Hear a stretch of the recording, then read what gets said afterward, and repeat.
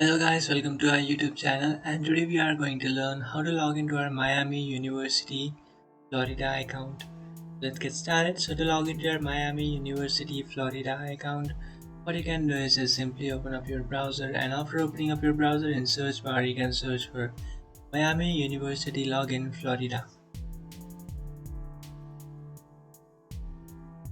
And after searching for that, you'll come up to this page, and from here you can just tap on this first option which says sign in University of Miami. And after tapping on that, now what you can do is just simply enter your username or your email address and then tap on new.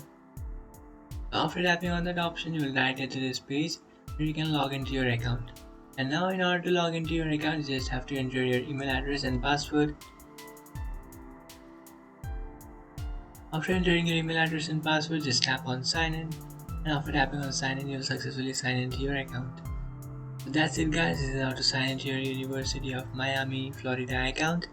If you find this video helpful, don't forget to like and subscribe to our channel. If you have any doubts, feel free to comment below. Thanks for watching.